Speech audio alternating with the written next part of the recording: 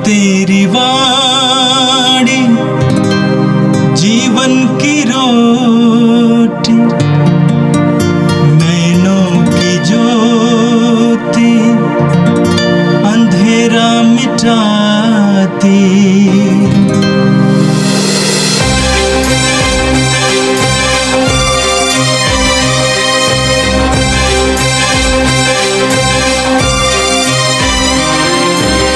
प्रभु तेरी वाणी जीवन की रोटी, नैनों की ज्योति अंधेरा मिटाती। प्रभु तेरी वाणी जीवन की रोटी, नैनों की ज्योति अंधेरा मिटाती। वाणी वाणी वाणी वाणी वाणी पवित्र है, शाश्वत है, जीवन का मन्ना है। 1 दिसंबर बुधवार। पहला पाठ नबी इसायास का ग्रंथ, अध्याय 25, वचन संख्याएं 6 से 10 तक। विश्वमंडल का प्रभु ईश्वर इस पर्वत पर सब राष्ट्रों के लिए एक भोज की तैयारी करेगा। उसमें रसदार मांस परोसा जाएगा और पुरानी तथा बढ़िया अंगूरी। इस पर्वत पर से सब लोगों तथा सब राष्ट्रों के लिए कफन और शोक के वस्त्र हटा देगा। वह सदा के लिए मृत्यु समाप्त करेगा। प्रभु ईश्वर सबों के मुख से आंसू पोंछ डालेगा। वह समस्त पृथ्वी पर से अपनी प्रजा का कलंक दूर कर देगा, क्योंकि प्रभु ने यह कहा है। उस दिन लोग कहेंगे, देखो, यही हमारा ईश्वर है। उसी ने हमें अपने उद्धार की आशा थी। हम उल्लासित होकर आनंद मनाएं, क्योंकि उसने हमारा उद्धार किया है। इसी पर्वत पर प्रभु का हाथ बना रहेगा। यह प्रभु की वाणी है। संत मत्ती के अनुसार पवित्र सुसमाचार अध्याय 15 वाक्य 29 से 37 तक। यीशु गलीलिया के समुद्र के तट पर पहुंचकर एक पहाड़ी पर चढ़े और वहां बैठ गए। भीड़ की भीड़ उनके पास आने लगी। वे लंगड़े, लूले, अंधे, गूंगे और बहुत से दूसरे रोगियों को भी अपने साथ ले आकर यीशु के चरणों में रख देते थे और यीशु उन्हें चंगा करते थे। गूंगे बोलते हैं, लूले भले चंगे हो रहे हैं, लंगड़े चलते और अंधे देखते हैं। लोग यह देखकर बड़े अचंभे में पड़ गए और इस्राएल के ईश्वर की स्तुति करने लगे। यीशु ने अपने शिष्यों को अपने पास बुलाकर कहा, मुझे इन लोगों पर तरस आता है। ये 3 दिनों से मेरे साथ रह रहे हैं और इनके पास खाने को कुछ भी नहीं है। मैं इन्हें भूखा ही विदा नहीं करना चाहता, कहीं ऐसा ना हो कि ये रास्ते में मूर्छित हो जाएं। शिष्यों ने उनसे कहा, इस निर्जन स्थान में हमें इतनी रोटियां कहां से मिलेंगी कि इतनी बड़ी भीड़ को खिला सके। यीशु ने उनसे पूछा, तुम्हारे पास कितनी रोटियां हैं? उन्होंने कहा, 7 और थोड़ी सी छोटी मछलियां। यीशु ने लोगों को भूमि पर बैठ जाने का आदेश दिया और वे 7 रोटियां और मछलियां लेकर उन्होंने धन्यवाद की प्रार्थना पढ़ी और वह रोटियां तोड़ तोड़ कर शिष्यों को देते गए और शिष्य लोगों को। सबने खाया और खाकर तृप्त हो गए और बचे हुए टुकड़ों से 7 टोकरे भर गए। यह प्रभु का दिव्य सुसमाचार है। ख्रिस्त प्रभु की जय। मेरे प्रिय भाई और बहनों, हम आगमन काल में प्रवेश कर चुके हैं। आगमन काल प्रभु यीशु के आगमन की तैयारी का समय है। हम जानते हैं कि प्रभु यीशु 2000 वर्ष पहले ऐतिहासिक रूप से संसार में आ चुके हैं। और हम विश्वास करते हैं कि प्रभु यीशु फिर संसार का न्याय करने के लिए आएंगे। इस बीच हर वर्ष प्रभु के जन्मोत्सव की तैयारी के रूप में हम आगमन काल मनाते हैं। ये एक ऐसा समय है जब हम व्यक्तिगत रूप से, आध्यात्मिक रूप से प्रभु को अपने जीवन में स्वागत करते हैं, आने के लिए मौका देते हैं। कलीसिया ने आगमन काल की प्रथा बना के रखा है ताकि हर वर्ष क्रिसमस मनाते समय वो क्रिसमस हमारे लिए मात्र एक त्योहार बनकर न बीते, बल्कि वो हमारे लिए एक अनुभव बने। इसीलिए कलीसिया में सिखाती है कि हम आगमन काल मनाते हुए उस क्रिसमस के लिए अपने आप को तैयार करें और उस क्रिसमस के द्वारा हमें प्रभु की कृपाएं प्राप्त हों। और पहले क्रिसमस को, प्रभु यीशु के जन्म के समय मनुष्य जाति को जो अनुभव मिला था, वो हमें फिर ताजगी के साथ अनुभव करने का मौका मिले। आज का पहला पाठ इस्यास नबी के ग्रंथ के अध्याय 25 से लिया गया था।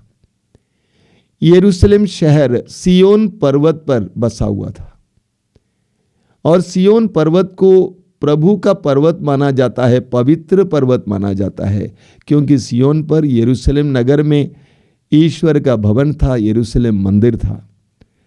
हम पढ़ेंगे कि लोग कितने आदर के साथ, सम्मान के साथ सियोन पर्वत की ओर जाते थे। आप पढ़ेंगे स्तोत्र 84 के वाक्य 6 में, वहाँ लिखा हुआ है, धन्य है वे जो तुझसे बल पाकर तेरे पर्वत सियोन की तीर्थ यात्रा करते हैं। स्तोत्रकार कहता है, धन्य है वे जो तुझसे बल पाकर तेरे पर्वत सियोन की तीर्थ यात्रा करते हैं। यानी उन लोगों को स्तोत्रकार धन्य कहते हैं जो सियोन पर्वत पर चढ़ते हैं, विश्वास और भरोसे के साथ ईश्वर के मंदिर में जाते हैं। बार बार आपको बताया गया है कि यहूदियों के लिए यरूशलेम मंदिर आस्था का केंद्र था, आशा का केंद्र था। लोग अपने दर्द पीड़ाओं को लेकर, अपनी समस्याओं को लेकर यरूशलेम मंदिर जाते थे, सियोन पर्वत पर जाते थे। उस सियोन पर्वत पर क्या होता है, इसका सुंदर वर्णन आज के पहले पाठ में आपको सुनने को मिला। वहाँ लिखा हुआ है, विश्व मंडल का प्रभु इस पर्वत पर सब राष्ट्रों के लिए एक भोज की तैयारी करेगा। उसमें रसदार मांस परोसा जाएगा और पुरानी तथा बढ़िया अंगूरी। लिखा हुआ है कि सियोन पर्वत पर अपने लोगों के लिए एक भोज की तैयारी होगी। ये भौतिक भोज नहीं, आध्यात्मिक भोज की तैयारी। सियोन पर्वत पर प्रभु के मंदिर में प्रभु का वचन सुनाया जाता था।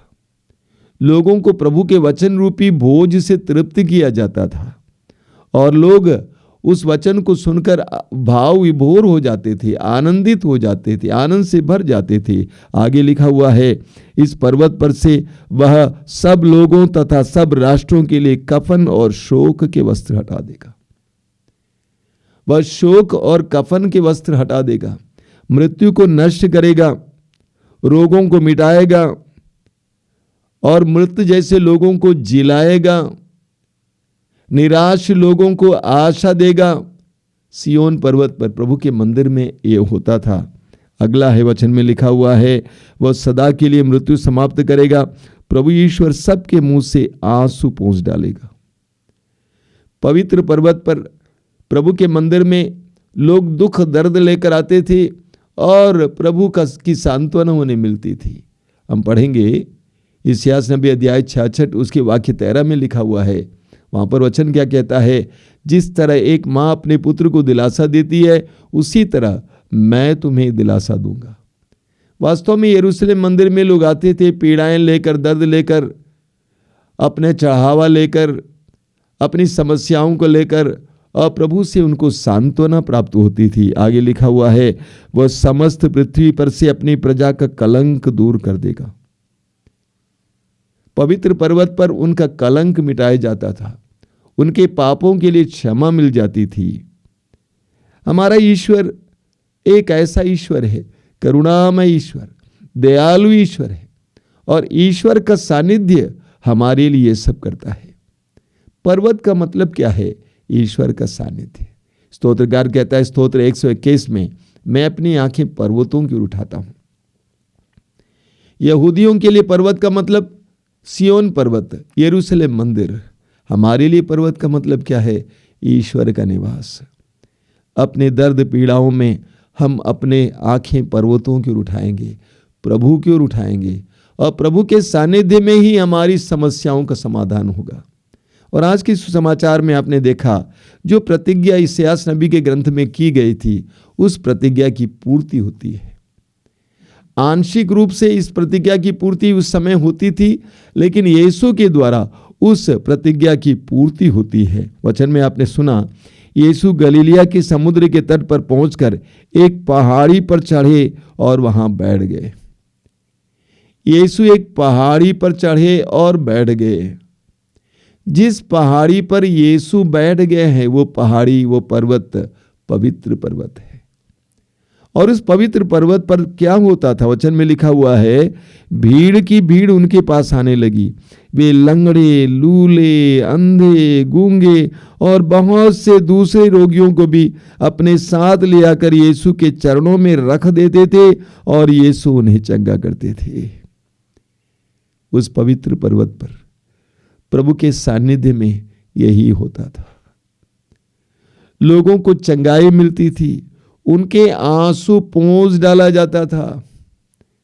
जो दुख दर्द में है, रोगों में है, रो रहे थे, कलप रहे थे, निराश थे, उदास थे, उस पर्वत पर उस प्रभु के सानिध्य में आने से मिट जाता है। इतना ही नहीं, आगे आपने सुना कि यीशु ने अपने शिष्यों को अपने पास बुलाकर कहा, मुझे इन लोगों पर तरस आता है। ये 3 दिनों से मेरे साथ रह रहे हैं और इनके पास खाने को कुछ भी नहीं है। मैं इन्हें भूखा ही विदा नहीं करना चाहता, कहीं ऐसा ना हो कि ये रास्ते में मूर्छित हो जाए। बाइबल में जिस ईश्वर के बारे में बताया गया है, वह ईश्वर प्रबंध करने वाला ईश्वर है। प्रभु यीशु ने मत्ती के सुसमाचार के अध्याय 6 उसके वाक्य 26 में कहा है, आकाश के पक्षियों को देखो, वे न तो बोते हैं, न लुनते हैं, न बखारों में जमा करते हैं, तुम्हारा स्वर्गीय पिता उन्हें खिलाता है। हमारा ईश्वर हमारे लिए प्रबंध करने वाला ईश्वर है, हमारे लिए सोचने वाला ईश्वर है। प्रभु यीशु ने उनके लिए सोचा। शिष्यों ने कहा, गुरुवर हमारे पास कुछ नहीं है, कुछ 7 रोटियां हैं और कुछ छोटी मछलियां हैं, इतने लोगों के लिए इसका क्या होगा? प्रभु यीशु के दिल में उन लोगों के प्रति इतनी दया, इतनी तरस थी कि उन्होंने उन रोटियों और मछलियों को उठाकर प्रार्थना की, पिता की करुणा की भीख मांगी और एक चमत्कार प्रकट किया। मैं बार बार बोलता हूं, हमारा ईश्वर हमारे लिए प्रबंध करने वाला ईश्वर है, हमारे लिए प्रबंध करने वाला ईश्वर है। प्रभु की खोज में रहने वालों का घर भरा पूरा है। हम स्तोत्र में पढ़ते हैं, स्तोत्र 34 में, प्रभु की खोज में लगे रहने वालों का घर भरा पूरा है। जो प्रभु की खोज में लगा रहता है, प्रभु उसको खाली पेट सोने नहीं देगा। मत्ती के सुसमाचार के अध्याय 6 वाक्य 33 में प्रभु कहते हैं, तुम सबसे पहले ईश्वर के राज्य और उसकी धार्मिकता की खोज में लगे रहो और ये सब चीजें तुम्हें यूं ही मिल जाएंगी। 3 दिन से ये लोग यीशु के पीछे लगे हुए थे, रोग पीड़ाओं को लेकर, यीशु को वचनों को सुनने के लिए। यीशु को उन पर तरस आया और यीशु ने इनके लिए प्रबंध किया।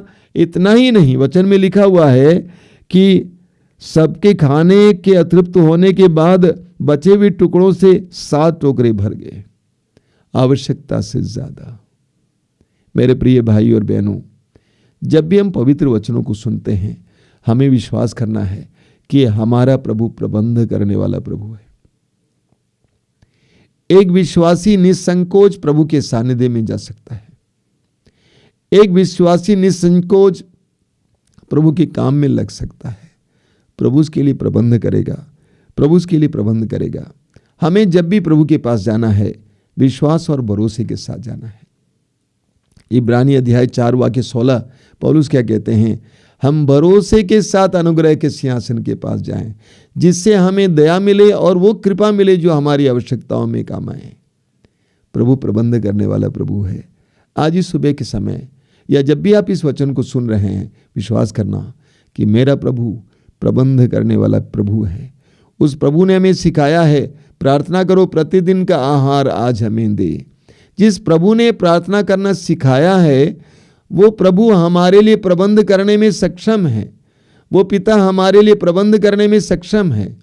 हम विश्वास के साथ, भरोसे के साथ उस पहाड़ के पास जाएं, उस पर्वत के पास जाएं, उस प्रभु के सानिध्य में जाएं। आइए हम प्रार्थना करें। प्रभु यीशु, धन्यवाद देते हैं आज के सुंदर दिन के लिए। प्रतिदिन तेरे पवित्र वचनों को सुनने के लिए तूने हमें मौका दिया है, धन्यवाद देते हैं। प्रभु यीशु, इस समय तेरे वचनों में दी गई सारी प्रतिज्ञाओं को हमारे जीवन में पूर्ण करना। तूने अपने लोगों के हर प्रकार के दर्द को मिटाया, रोगों को चंगा किया और उनके जीवन में तेरे आध्यात्मिक आनंद प्रदान किया। प्रभु यीशु, आज के दिन इन वचनों को सुनने वाले एक एक भाई बहन के लिए अनुग्रहपूर्ण दिन हो। तेरे पवित्र वचनों के द्वारा उनके जीवन में चमत्कार और चंगाई प्रकट कर। वे जहां कहीं भी जाए वहां पर उनको तेरी आशीषों का अनुभव मिले। जो भी काम करें वहां पर तेरी कृपा का अनुभव मिले। हमारी इस प्रार्थना को ग्रहण करिए यीशु, आमीन। प्रभु तेरी वाणी जीवन की रोटी, नैनों की ज्योति अंधेरा मिटाती। वाणी वाणी वाणी